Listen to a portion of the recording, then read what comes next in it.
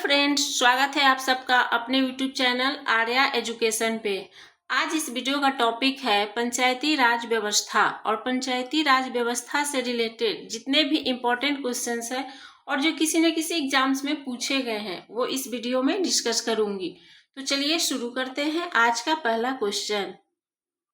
तो ये है पहला क्वेश्चन, भारतीय संविधान के किस भाग में पंचायती राज से संबंधित प्रावधान है? तो इसका राइट आंसर है ऑप्शन डी, भाग 9।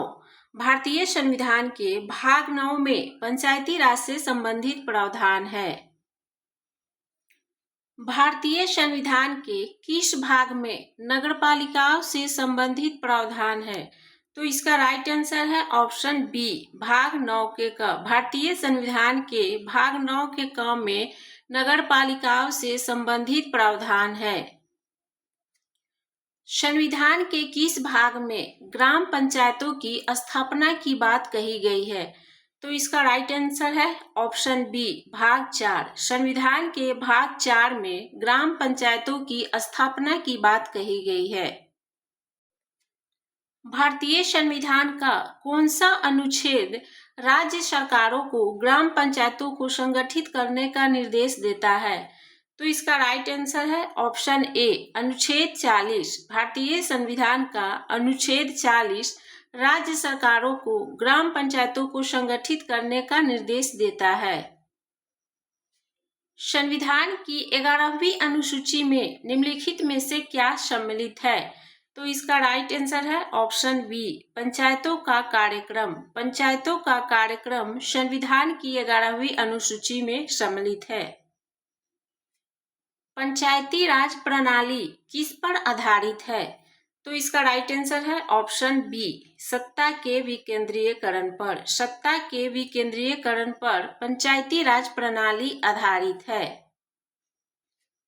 73वां संविधान संशोधन का संबंध किससे है? तो इसका राइट आंसर है ऑप्शन सी, पंचायती राज। पंचायती राज से 73वां संविधान संशोधन का संबंध है। भारत में निम्नलिखित में से किसके अंतर्गत पंचायती राज प्रणाली की व्यवस्था की गई है? तो इसका राइट आंसर है ऑप्शन सी, नीति निर्देशक सिद्धांत। नीति निर्देशक सिद्धांत के अंतर्गत पंचायती राज प्रणाली की व्यवस्था की गई है। किस संविधान संशोधन द्वारा पंचायती राज संस्थाओं को संवैधानिक दर्जा प्रदान किया गया? तो इसका राइट आंसर है ऑप्शन सी, 73वां संविधान संशोधन द्वारा पंचायती राज संस्थाओं को संवैधानिक दर्जा प्रदान किया गया। 73वें संविधान संशोधन द्वारा संविधान में कौन सी अनुसूची जोड़ी गई? तो इसका राइट आंसर है ऑप्शन सी, 11वीं। 73वें संविधान संशोधन द्वारा संविधान में 11वीं अनुसूची जोड़ी गई। भारत में पंचायती राज अधिनियम कब लागू हुआ? तो इसका राइट आंसर है ऑप्शन ए, 24 अप्रैल 1993। 24 अप्रैल 1993 को भारत में पंचायती राज अधिनियम लागू हुआ। पंचायत के चुनाव कराने हेतु निर्णय किसके द्वारा लिया जाता है? तो इसका राइट आंसर है ऑप्शन बी, राज्य सरकार। राज्य सरकार के द्वारा पंचायत के चुनाव कराने हेतु निर्णय लिया जाता है। 2 अक्टूबर 1959 को भारत में पंचायती राज का शुभारंभ कहां पर किया गया था? तो इसका राइट आंसर है ऑप्शन ए, राजस्थान के नागौर में। 2 अक्टूबर 1959 को भारत में पंचायती राज का शुभारंभ ये राजस्थान के नागौर में किया गया था। देश के ग्रामीण क्षेत्र के सामाजिक एवं सांस्कृतिक उत्थान के लिए सामुदायिक विकास कार्यक्रम कब प्रारंभ किया गया? तो इसका राइट आंसर है ऑप्शन सी, 2 अक्टूबर 1952। 2 अक्टूबर 1952 को देश के ग्रामीण क्षेत्र के सामाजिक एवं सांस्कृतिक उत्थान के लिए सामुदायिक विकास कार्यक्रम प्रारंभ किया गया। सामुदायिक विकास कार्यक्रम का सार था, इसका राइट आंसर है ऑप्शन सी, लोक भागीदारी। लोक भागीदारी सामुदायिक विकास कार्यक्रम का सार था। पंचायती राज की दृष्टि से महत्वपूर्ण प्रतिवेदन है, तो इसका राइट आंसर है ऑप्शन सी, बलवंत राय मेहता समिति प्रतिवेदन।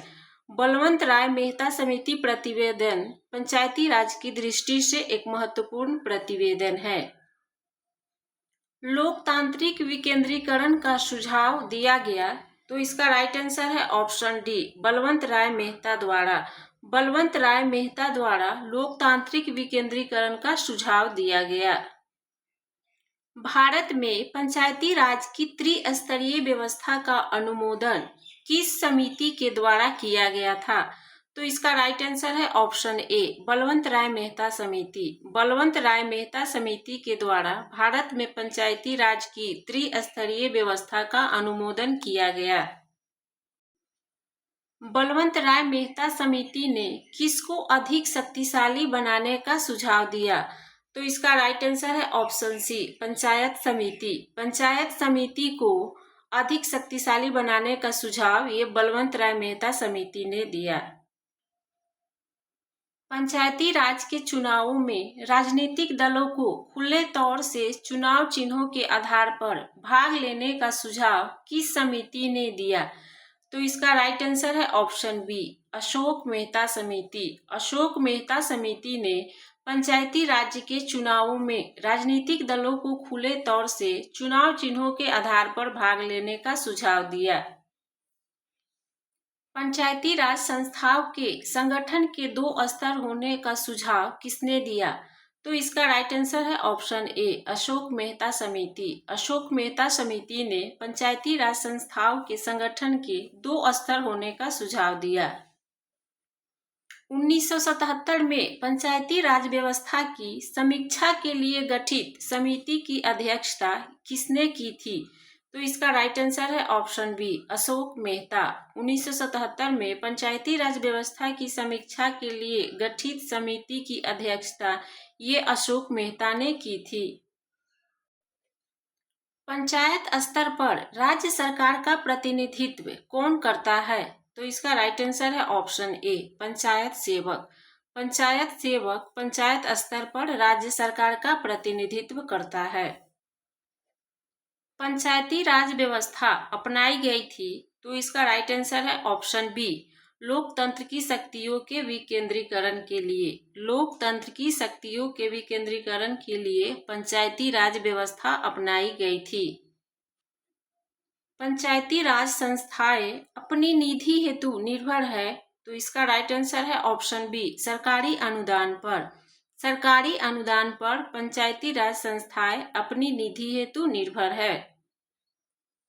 ग्राम पंचायतों की आय का स्रोत कौन सा है, तो इसका राइट आंसर है ऑप्शन बी, मेला एवं बाजार कर। ग्राम पंचायतों की आय का स्रोत ये मेला एवं बाजार कर है। भारत में पहला नगर निगम कहाँ स्थापित हुआ था, तो इसका राइट आंसर है ऑप्शन बी, चेन्नई। चेन्नई में भारत का पहला नगर निगम स्थापित हुआ था। भारत के पंचायती राज व्यवस्था का वास्तुकार यानी कि शिल्पी किसे कहा जाता है, तो इसका राइट आंसर है ऑप्शन ए, बलवंत राय मेहता। बलवंत राय मेहता को भारत के पंचायती राज व्यवस्था का वास्तुकार कहा जाता है। भारत में स्थानीय स्वशासन का जनक किसे कहा जाता है, तो इसका राइट आंसर है option B, lord Ripon. Lord Ripon को भारत में स्थानीय स्वशासन का जनक कहा जाता है। तो ये रहा आज के टॉपिक पंचायती राज व्यवस्था से रिलेटेड क्वेश्चंस, जो आपके सारे एग्जाम्स के लिए बहुत ही इंपॉर्टेंट है। वीडियो अच्छी लगी हो तो वीडियो को लाइक कर दीजिएगा, चैनल को सब्सक्राइब कर लीजिएगा। फिर मिलते हैं अगले वीडियो में।